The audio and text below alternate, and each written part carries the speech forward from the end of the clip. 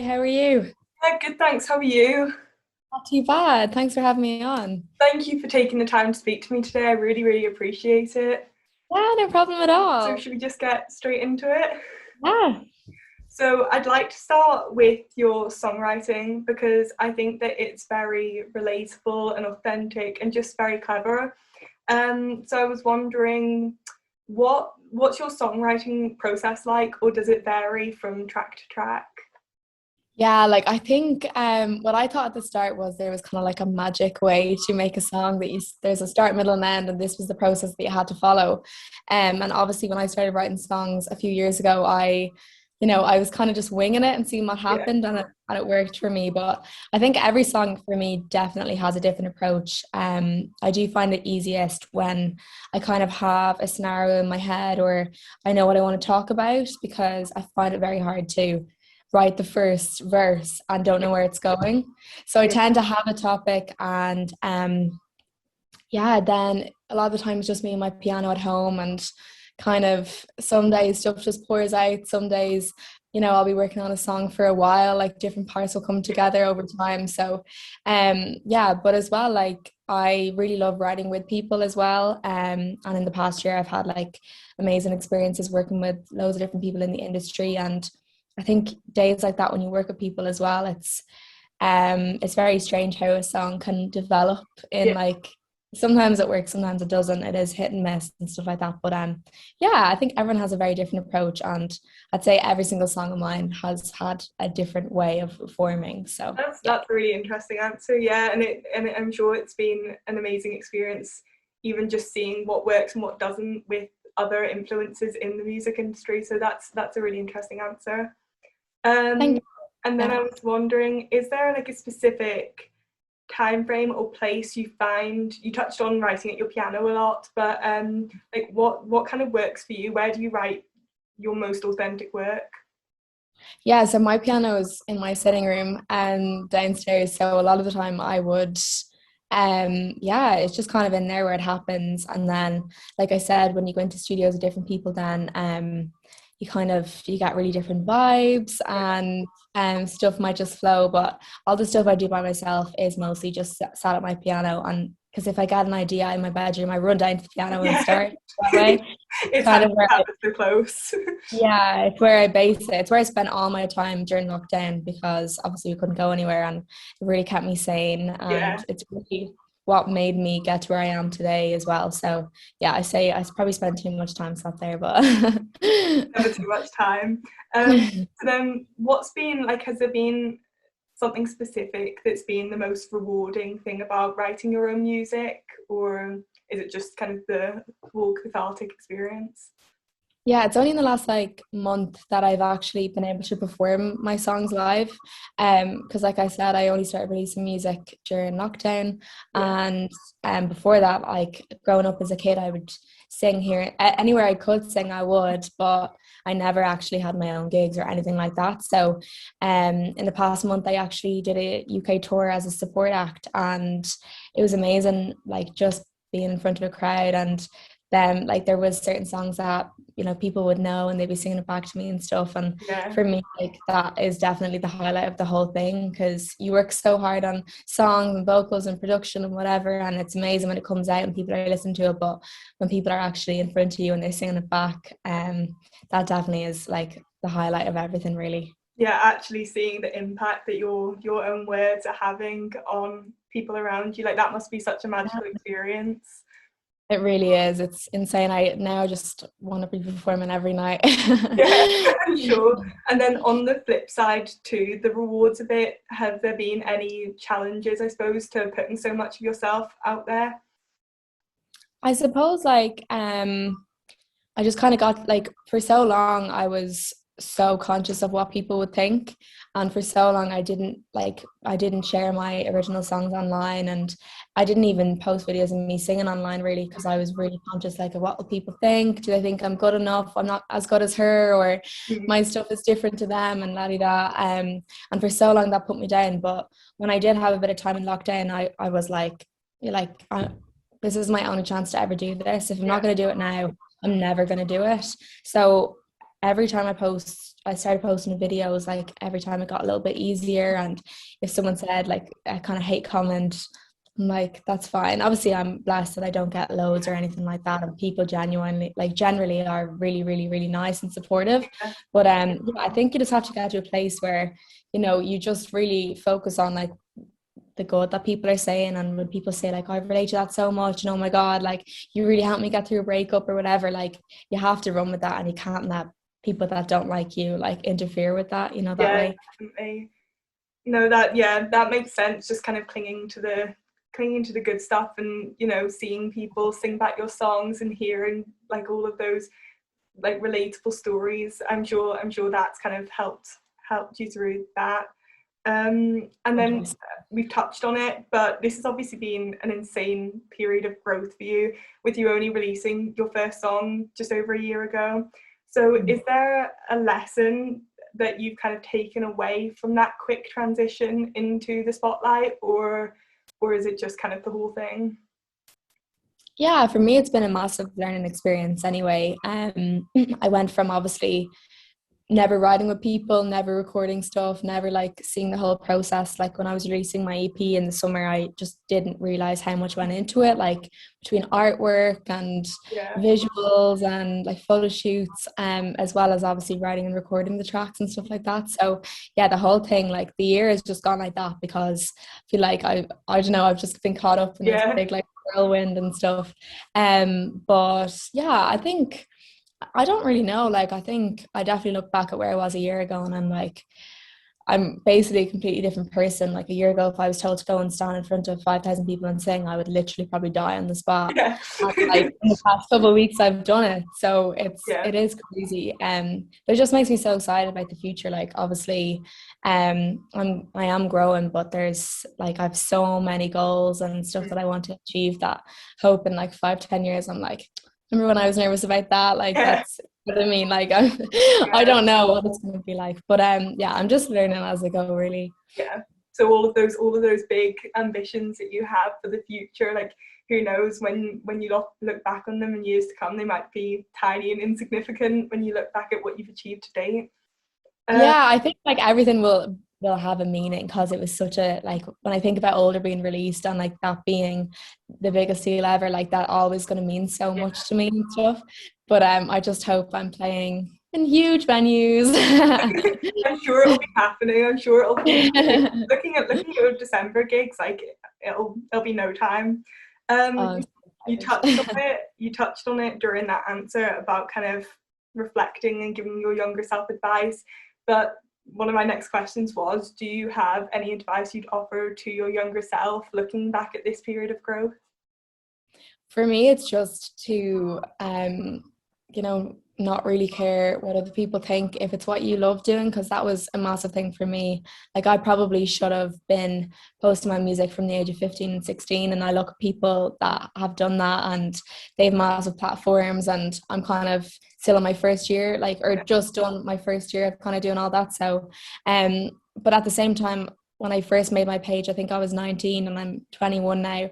But I at that time I was like, oh, it's too late now, I can't do it. But I think it's never too late. Like if there's something that you want to do, I think just jump in and do it, and you're never going to regret it. It's either going to work or it's not, but it's going to be a learning experience. And Yeah. yeah, that's just what I tell myself. No, that's a really solid piece of advice, and I think that's a piece of advice that so many of us could apply to so many different situations. So yeah, that's a really strong piece of advice, I think.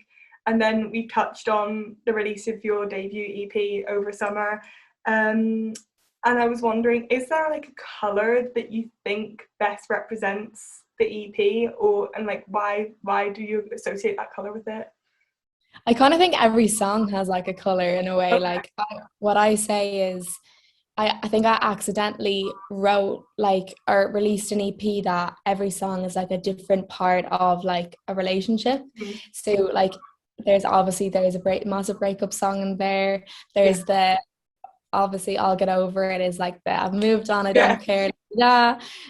Older is like really about like falling in love again. IDKY is being scared, like about being scared to be hurt again. Yeah, So like I think when I think of each song, like if I think of I'll Get Over It, it's like yellow, like really bright yellow and kind of just free and mm, happy. A Million Goodbyes. I don't know, I kind of like always do like black or white love hearts yeah, on social media when I talk about that yeah. song. Older is just like a big pink love heart. Yeah, I see that. I see that. Yeah, so they all like I don't know, they all kind of have like told a different like Mm. part of a story, I think. Yeah.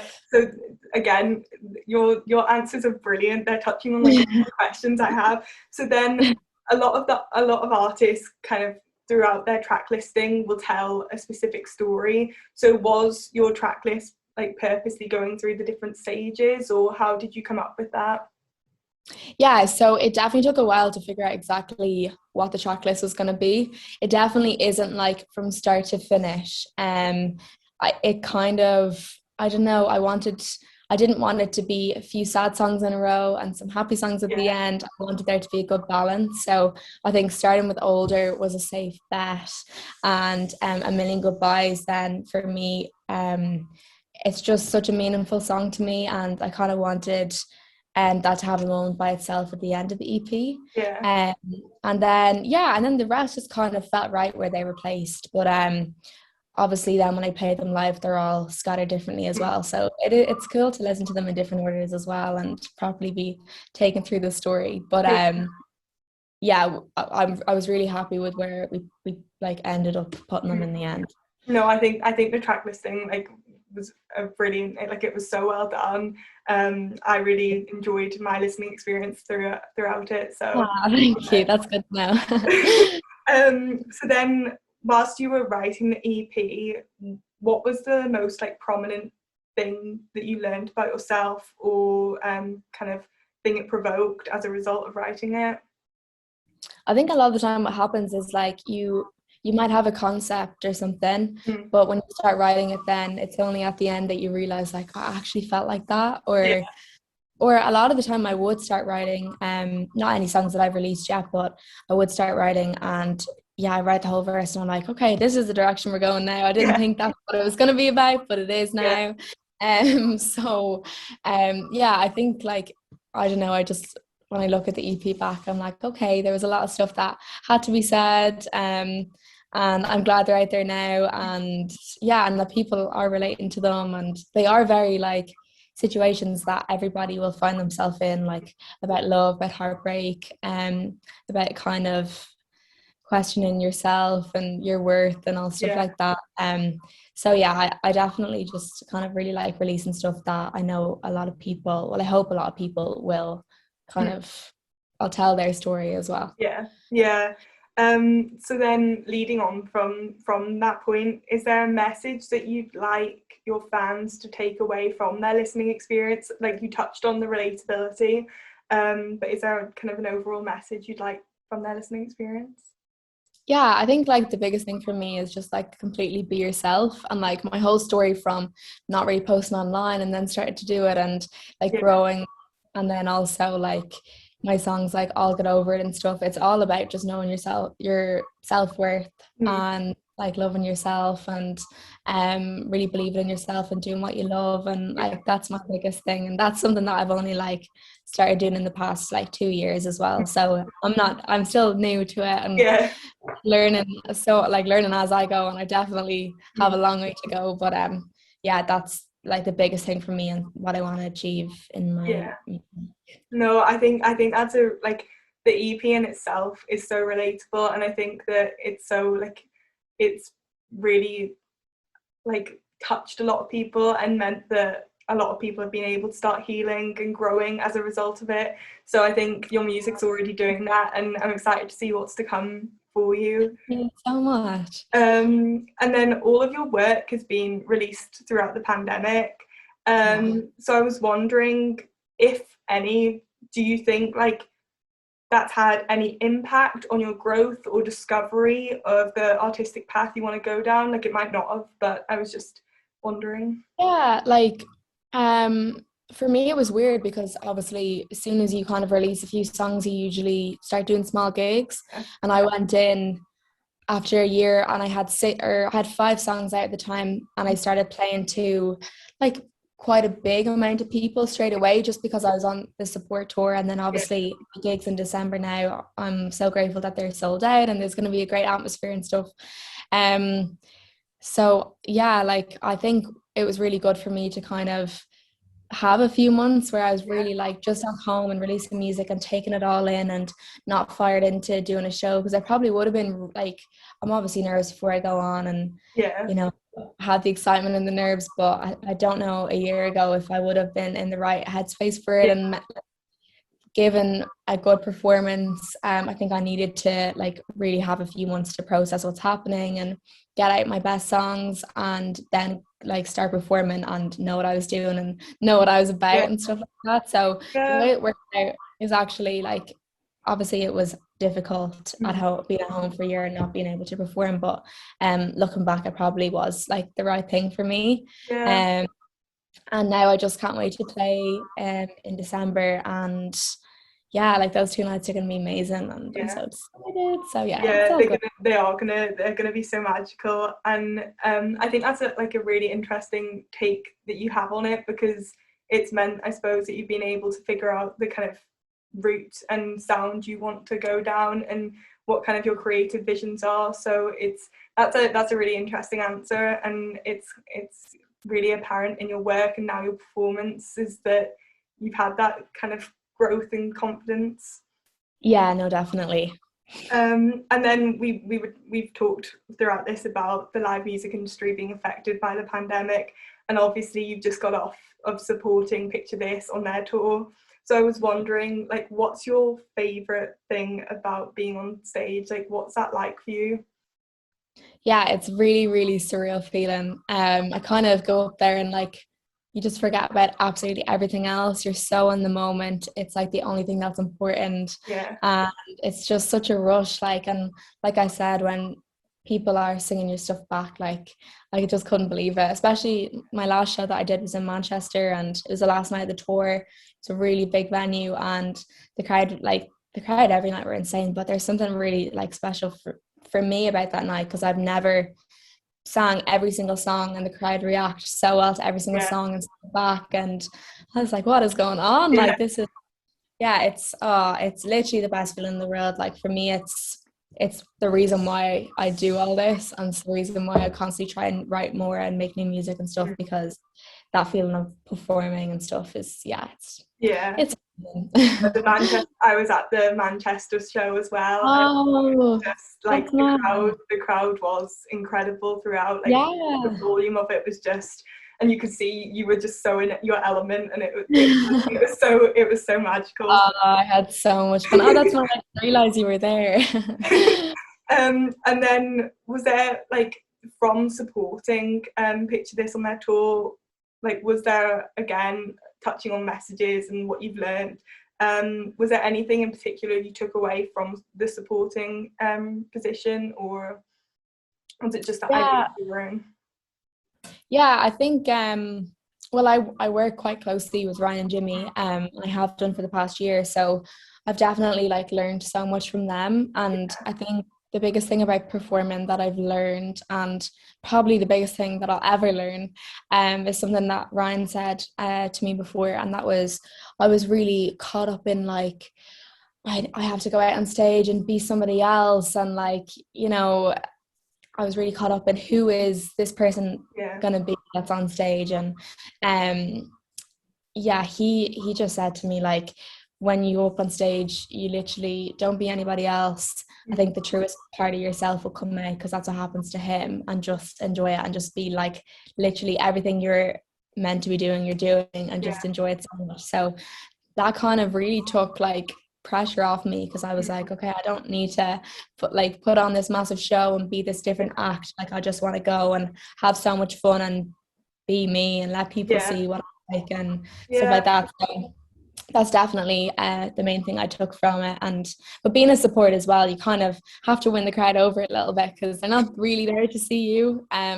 So obviously that was like challenging at the beginning, but yeah, I tried Yeah. my best. You did an amazing job of it. Like literally all of the videos I was seeing from it, everyone just like seemed to get completely behind you. And is there a colour that you think best represents the feeling of being on stage for you, or does it vary from night to night? No, I think it's always just like it's so positive, it's such good energy, it's like the best feeling ever. And the color that I associate with that is yellow. Like yellow is my favorite color. I have that on my nails and everything. But yeah, I think yeah, it's all just like you can't really get more of a better, brighter, happier color than yellow. So I'd say Yeah. that one. Yeah, that's a good choice. And then I'm not sure if this is going to be a question you can choose between, but I was wondering, would you rather only be able to write music and never like perform live again, or only be able to tour and perform with the songs you've released or kind of songs that are out there? Yeah. So hard. um I don't like yeah, I don't know. I think writing music, I don't know where I'd be without it. Like it's my form of like therapy almost, and it's how I express myself and stuff. So that's obviously so important to me. But if I was writing loads and loads and loads of songs and could give them to people, but could never perform, I still wouldn't be fulfilled because like obviously, like I said, performing like is the high point for me as well. So yeah, I'd say you'll get a different answer on different days from me about that one. But Fair enough. after coming back on tour and performing and getting that buzz and stuff, like um it is the best feeling in the world. So I don't know. That's an interesting one. I don't know if many people could pick because that's No, really I all throughout all of the interviews I've done so far, I've asked that question towards the end, and it's always been the one that's really like stumped people out and been like, Has anyone actually given an answer? Because I just yeah, don't. there's been a mixture. It's kind of, I think, 50-50 between touring and between writing songs, because I think both are such cathartic experiences that it's so hard to choose between the two, but it's been split down the middle quite evenly. So yeah. Well, I'm floating around here in the middle. I'm not sure. No answer with both of them. And then coming to the end, what's on your bucket list? Like, what are the things that you're most kind of dreaming about, I suppose? So for me, it's like bigger venues at the moment. Obviously I'm Irish, so playing the Three Arena, having my own headline Three Arena show is number one on my list right Yeah, now. That would just be amazing. incredible. Yeah, incredible. So yeah, that's up there. But obviously I'd love to tour America and Europe. I obviously haven't been able to do any of that yet. And yeah, just constantly release more. I'd love to obviously bring out an album one day. And Yeah, yeah, these are yeah. all my things. So That's no, hopefully, I think they're all very achievable too. I think the way you're going at the minute and like how quickly you've been growing, I think that you'll be there by no time. Like you're so exciting, and hopefully, fingers crossed. yeah, fingers crossed. No, but everything's so exciting at the minute, and it'll be amazing to see the videos of you when you're playing in December, and just yeah. My final question for you is: are there? I know there's probably not much you can say about future releases, etc. But are there 3 words that can describe what we can expect from you in the future? Okay, let me really consider what these words are going to be now. I think. Okay, let me think. Definitely like. God, I don't want to pick the wrong words. There's too many words to choose Sorry, that from. was so pressurized. I think they're definitely not predictable anyway. Okay. Like I'm very much like want to try a bit of everything. So yeah, I want to incorporate lots of different stuff into my future releases. So yeah, not predictable. I know that's 2 words, but we'll just pretend it's 1 word. Um, relatable. That's a massive one for me, and just fun. I think. Yeah. They're solid choices, I think. Yeah, it's super exciting, and thank you so much for taking the time to speak to me today. I really am grateful for it. No So worries at all. No, it's been so lovely talking to you. I will thank talk you. to you soon. Thanks. See you Bye. later.